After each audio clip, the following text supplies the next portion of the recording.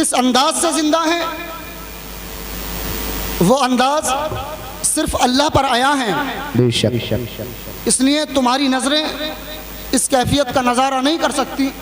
तुम्हारे अंदर इतना शऊर नहीं है कि तुम शुहदा की ज़िंदगी के बारे में यह अंदाज़ा लगा सको कि कब्र में किस तरह जिंदा है। बेशक बेशक।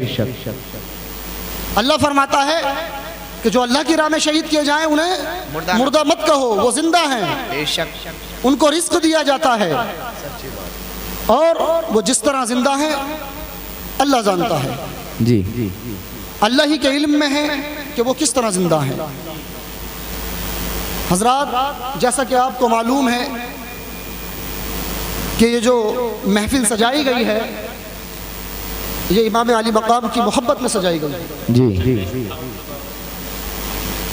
जिसके बारे में एक शायर ने कहा था, शाह अस्त हुसैन दी अस्त हुसैन दी पना अस्त हुसैन, सरदाद नदाद दस्त दर दस्त अजीज हक्का के बिनाए ला इलाहस्त हुसैन। बेशक बेशक बेशक।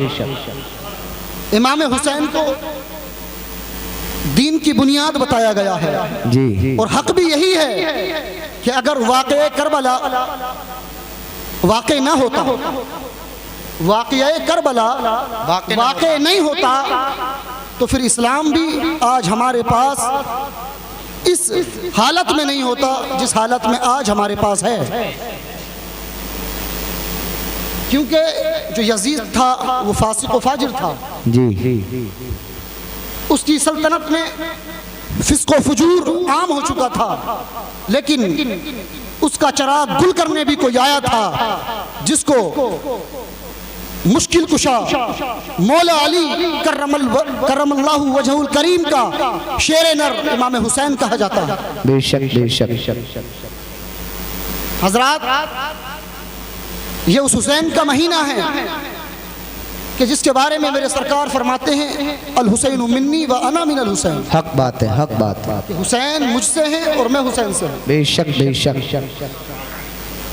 मेरे मोहतरम भाई, आपको सोचना चाहिए कि मुस्तफ़ा करीम को अपने नवासे से कितनी मोहब्बत थी। सच्ची बात। एक मर्तबा अल्लाह के रसूल हजरत फातिमा के दरवाजे से गुजर के जा रहे थे। जी। हजरत इमाम हुसैन के रोने की आवाज़ आई। हुजूर रुक गए। हुजूर ने फरमाया कि ऐ फातिमा, हुसैन को रुलाया मत करो, हुसैन को छुपाओ, क्योंकि हुसैन को बड़ी तकलीफ का सामना करना पड़ेगा। मेरे मुस्तफ़ा करीम जानते थे कि इमाम हुसैन को इस इस्लाम की जड़ों को सींचने की खातिर अपनी शहादत देनी है, अपनी गर्दन देनी है इस इस्लाम की बका की खातिर। लेकिन गौर करने की बात यह है कि उसी हुसैन के चाहने वाले आज क्या कर रहे हैं। जिस इस्लाम को बाकी रखने के लिए, जिस इस्लाम को हम तक हिफाजत के साथ पहुंचाने के लिए इमाम अली मकाम ने अपनी गर्दन दे दी, 72 जानिसार की गर्दनें दे दी। खानदान अहले बैत लुट गया, खानदान अहले बैत को शहीद कर दिया गया। आज उस इस्लाम को पहुंचाने के लिए इमाम अली मकाम ने कितनी मशक्क़तों का सामना करना पड़ा। आज हमारे मुसलमान भाई उस पर किस तरह अमल कर रहे हैं, जरा हमें गौर करना चाहिए। जी। ये लम्हे फिक्रिया है हमारे लिए कि किस तरह हम तक इस्लाम पहुंचा और हम किस तरह इस्लाम को फॉलो कर रहे हैं। कमा हक़ इस्लाम को फॉलो नहीं कर रहे हम। इमाम अली मकाम के नक्शे कदम पर चलना पड़ेगा, तब जाकर के इमाम अली मकाम के इस्लाम पर अमल पैरा होने की हमें सआदत हासिल होगी। जी। हजरात, मैं बताना ये चाहता हूँ, जब अहले बैत अथार को शहीद कर दिया गया, 72 रुफाका को शहीद कर दिया गया, इमाम अली मकाम ने उन तमाम की लाशों को अपने हाथों से उठाया। तवज्जो दें इस जुमले पर। तमाम के लाश मुबारक को अपने हाथों से उठाया, कमर में एक लचक तक ना आई। सब्र की तरह सब्रो रजा का पैकर बने खड़े रहे, पहाड़ की तरह इस्तिकामत के साथ खड़े रहे। लेकिन जैसे ही हजरत अब्बास की लाश उठाई तो मोहतरम कमर पकड़ ली। ये होता है भाई। भाई की लाश उठाई तो कमर पकड़ ली। हमें गौर तो करना चाहिए कि भाई क्या होता है। आज भाई भाई का दुश्मन बना हुआ है। मोहतरम, जरा सबक लो इस वाक़या करबला से कि इमाम अली मकाम ने जब अपने भाई की लाश उठाई तो किस तरह टूट गए, तमाम को शहीद कर दिया गया। अब बारी आती है फातिमा के लख्त जिगर की, अली के नूर नजर की, अल्लाह, मेरे आका के खुशी की वजह की, मेरी आंखा की ठंडक की।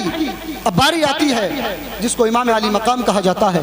जी, इमाम हुसैन जैसे ही शहादत के लिए तैयार हुए, घोड़ा तैयार किया, इधर इमाम ज़ैनुल आबिदीन जो बीमारी की नकाहत के बावजूद इमाम अली मकाम के पास आते हैं और अर्ज करते हैं, ए बाबा जान, मैं तुमको जाने नहीं दूंगा।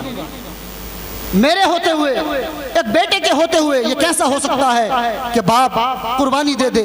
इमाम अली मकाम ने बड़ी मोहब्बत के साथ इमाम ज़ैनुल आबिदीन को अपने गले से लगाया और फरमाया, बेटे, नन्हे अली असगर को शहीद कर दिया गया, कासिम की जवानी लूट ली गई, अब्बास के बाजू काट दिए गए, खानदान अहले बैत शहीद हो चुका है, 72 रुफका शहीद हो चुके। ऐ मेरे बेटे, अगर तुम भी शहीद हो जाओगे तो बताओ, जो पर्दा नशीनाने हरम है, जो तुम्हारी माए है, जो तुम्हारी फूफी ज़ैनब है, जो तुम्हारी बहन सकीना है, उनको हरम कौन पहुंचाएगा? अल्लाह। मेरे बेटे, अगर तुम भी शहीद हो गए तो बताओ, जो मेरी नस्ल चलने वाली थी वो नस्ल किससे चलेगी? ऐ ज़ैनुल आबिदीन, जरा ये तो बताओ, जो मेरे जद्दो पितर की अमानतें हैं वो कौन संभाल के रखेगा? जरा मुझे ये तो बताओ। हजरत इमाम अली मकाम फरमाते हैं, ऐ बेटा, तुम्हें शहीद नहीं होना है, बल्कि तुम्हें तो सब्र और रज़ा का दामन पकड़े रहना है और तुमको सब्र के साथ पहाड़ की तरह इस्तिकामत बरतते हुए खड़े रहना है और तुम्हें अपने नाना मुस्तफा की शरीयत पर अमल पैरा रहना है। और मेरे बेटे, कभी भी नाना की शरीयत का दामन मत छोड़ना, और हाँ, कभी भी सब्र को पसे पुश्त मत डालना। और सुनो, कितनी भी दिक्कत आए, कितनी भी परेशानी आए, अपने बाप की तरह सब्र करते रहना।